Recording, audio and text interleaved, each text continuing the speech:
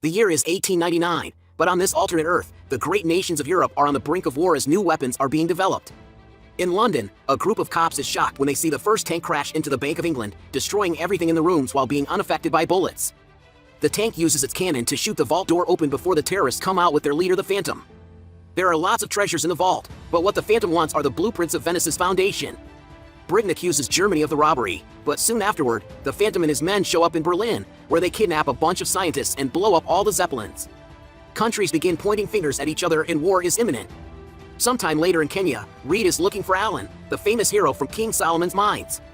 An old man calling himself Alan starts sharing some old adventure stories, but when Reed mentions he works for the British government and they need help, the real Alan reveals himself. It turns out he often uses a friend to protect his identity. Reed explains he's trying to prevent the next world war, but Alan refuses to help because he doesn't fight anymore since he lost his family. At that moment, a group of strange men come in and ask for Alan, only to shoot the old man thinking he's the real one. Alan immediately opens fire and a gunfight ensues, but it's hard to kill these guys because they're wearing armor and using the latest model of guns, which are automatic. After a few very precise shots to make the men fail, Alan comes out to fight them hand to hand, dodging bullets and knives to defeat the bad guys using furniture and even a horn on the wall. One of the henchmen manages to run away, so Alan goes after him, not noticing the suitcase they left behind. Since he's an expert sharpshooter, Alan stops the guy by shooting from afar, but before he can interrogate, the guy self-deletes with poison. Suddenly the tavern explodes, and since the war is threatening the peace he achieved in Africa, Alan accepts to help Reed. Later in England, Reed introduces Alan to his boss M, who explains he's forming a team known as the League of Extraordinary Gentlemen to stop the Phantom. Alan also meets Captain Nemo from 20,000 Leagues Under the Seas, whose ship will take them to Venice in 4 days because clues indicate the Phantom will attack there next. Suddenly a voice talks from an empty chair and some papers start moving. It turns out the other team member is Skinner, a thief who made a serum to become invisible but hasn't found a cure yet. To be less annoying, Skinner puts on a jacket and face paint so the others can see him. At that moment, another team member arrives. Her name is Mina and she's an expert chemist, but Alan isn't happy about having a woman on the team. The group gets going and Nemo impresses everyone with the latest automobile technology. The driver is his first mate Ishmael, from Moby Dick. On their way out, they don't notice they're being followed. Eventually they make it to the docks to recruit the infamous Dorian Gray, who only lets them in because Mina is his ex. After noticing that Dorian is missing a painting on the wall, Alan shares that a witch doctor once blessed him for saving the village, so it's said Africa will never let him die. He also remembers meeting Dorian when he was a child, yet Dorian hasn't aged a day. Dorian avoids all explanations because he isn't interested in joining the team, but the conversation is interrupted when a bunch of armed men come out of the shadows together with the Phantom, who asks the League to join him. While the Phantom talks, Alan notices one of the henchmen looks different. He's the stalker from earlier, who immediately opens fire against the enemy. Chaos ensues in the room as everyone begins to fight and reveals their skills in the process. Dorian is immortal, so he just walks into the bullets to kill the men with his sword and lets his body heal himself. Nemo uses a sword and martial arts while Alan uses his own firearm, and so does the stalker, who turns out to be an American Secret Service agent called Tom Sawyer. Skinner takes off his jacket and paint to hit bad guys with things like books. The Phantom runs away and Alan tries to stop him, but he's intercepted by a henchman. While they fight, Tom tries to chase after the Phantom, who manages to escape by jumping through the window into the river. The guys think the fight is over, but there's one last man hiding and he takes Mina hostage. However, Mina's eyes suddenly turn red and she bites the guy to kill him by drinking his blood. It turns out she's the widow of Jonathan Harker, who was part of the team that killed Dracula. Then Dorian accepts to join the team because he took this attack personally, and Alan lets Tom join too. Tom was sent by the American government because they're worried the war will reach the Americas too. The team's next stop is Paris, so Nemo introduces the team to his ship Nautilus, which can also work as a submarine. When they finally arrive at the city, Alan and Tom chase after a huge monster known as Mr. Hyde, who has been terrorizing the locals lately. With calculated shots, Alan lures Hyde into a very specific spot while teaching Tom how to waste fewer bullets, calling his crazy shooting American style. Hyde eventually stops on a rooftop and Alan shoots to make him fall right into a net they prepared earlier. Once they make it back to Nautilus, it requires lots of crew members to chain Hyde down, and yet the monster still manages to push some of them away. While they try to calm him down, Skinner falls and Dorian helps him, only to scratch him in the process. Alan manages to make Hyde stop by offering a deal. If he helps them, he'll get a pardon from the Queen and he can go back to London. Hyde accepts, and at that moment, the effects of the elixir he took to transform finally end and he painfully transforms into his real form, the very shy Dr. Jekyll.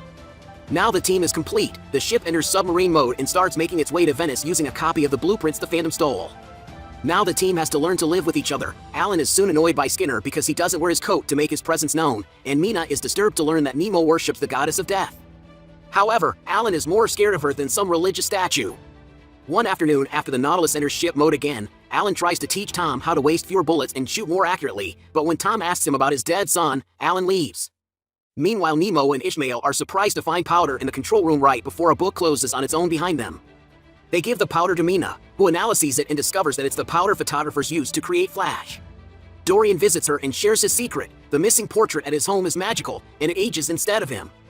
He can't look at it or he'll lose his powers. Dorian also flirts with Mina and shares a drink, but when the glass breaks, it cuts her finger.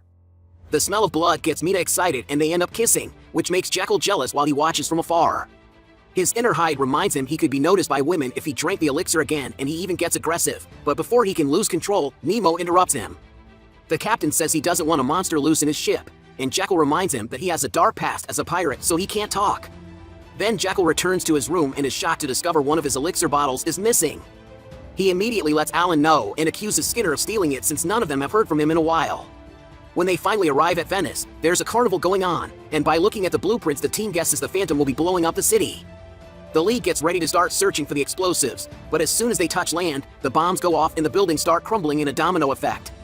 They must destroy a particular building to stop it, so Tom takes Nemo's automobile and leaves with Alan, Dorian, and Mina, but Jekyll refuses to go because he's afraid of releasing Hyde.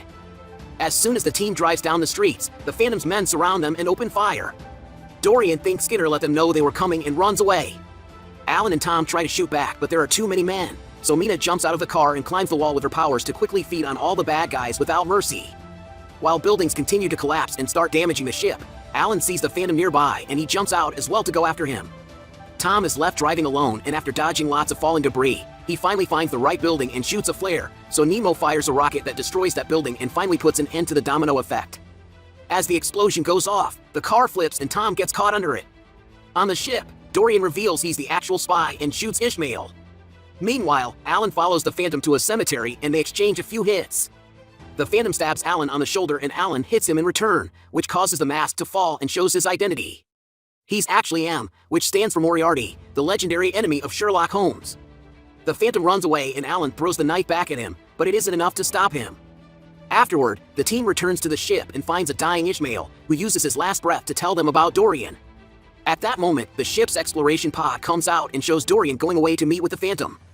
The League immediately starts following him with the ship, and during the trip, they find a recording left by Dorian. The Phantom's voice starts playing, explaining that Reed works for him too, and he sent him to put together the League on purpose so Dorian could get a sample of their abilities. Dorian stole Jekyll's elixir bottle, took Mina's blood with the broken glass, took Skinner's skin when he scratched him, and took pictures of Nemo's technology. Alan was recruited because he was the only one capable of capturing Hyde. With these samples, he'll able to build super soldiers to sell during war times. As he listens, Jekyll notices his inner Hyde is in pain because of a weird frequency in the recording, and at that moment the Phantom announces the ship will explode when the recording ends.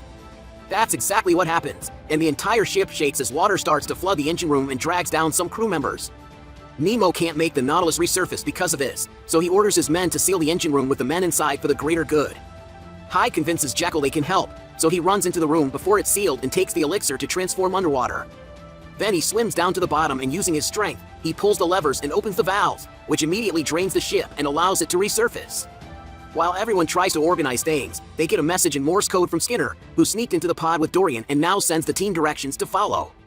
Eventually they make it to northern Mongolia, where they discover the Phantom's secret fortress. They hide in a cave to wait for Skinner, who arrives with a disturbing report. The fortress is huge and the kidnapped scientists are working in factories 24/7 to make super soldiers and copy Nemo's inventions. While the team makes a plan, Dorian asks the Phantom for his painting, revealing that the Phantom stole it just to make him work for him. Now that he has it back, Dorian refuses to fight again. Soon the League arrives at the fortress and they knock down the guards outside with their powers. They sneak inside and Skinner begins placing explosives around the factory while Hyde, Nemo, and his crew free the families of the scientists, but unfortunately, they're found by a whole army of guards. A gunfight soon ensues, but Nemo's weapons don't do anything because the enemy is wearing full body armor. Hyde uses a huge metal door to deflect the bullets, giving Nemo the chance to fight the guards at the lab with his sword and release the scientists too. Meanwhile, Mina finds Dorian in his room and they begin a fight with blades, but no matter how much they slash at each other, their wounds keep regenerating.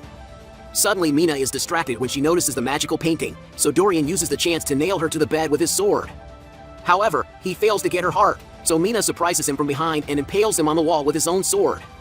Then she forces him to look at his painting, which breaks the spell, and Dorian regains all the years the picture took from him until he dies. Alan and Tom go looking for the Phantom, who is currently overseeing a box with all the lead samples. They manage to corner him, but unfortunately a guard catches them from behind and they have to dodge an attack, which allows the Phantom to escape with the box. The duo immediately goes after him, and in one of the corridors they bump into an invisible man who suddenly attacks them because he isn't Skinner.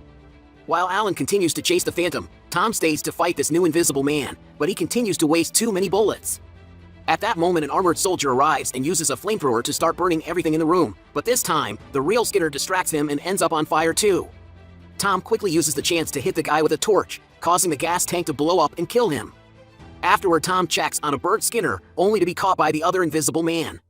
At the same time, Alan finds the Phantom in a dark room and they begin to fight, exchanging a bunch of hits until Phantom falls and Alan grabs an axe, ready to end it all. Back to Nemo, he manages to get all the scientists out while Hyde protects them, but one of the guards steals some elixir from the lab and drinks more than he should.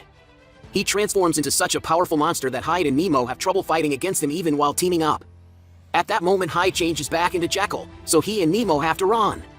The monster and Alan are about to make their kills at the same time, but suddenly Skinner's explosives go off and the building starts to crumble. Hyde and Nemo run outside while the monster is killed by the falling debris. Meanwhile, the Phantom uses the distraction to dodge Alan's attack. When Alan tries to stop him again, the Phantom shows him that his invisible man has caught Tom, so Alan turns to save his protege and the Phantom stabs him in the back before jumping out of the building. Since Alan's glasses are now broken, Tom takes Alan's rifle and using his teachings, he manages to kill the Phantom from a distance.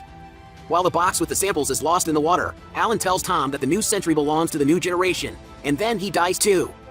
Sometime later, the lead buries Alan with his family in Africa, and Tom leaves the rifle on the grave. The group decides to keep being a team and leave to start a new adventure. Once they're gone, the witch doctor from Alan's story comes to start his ritual, which makes the grave shake.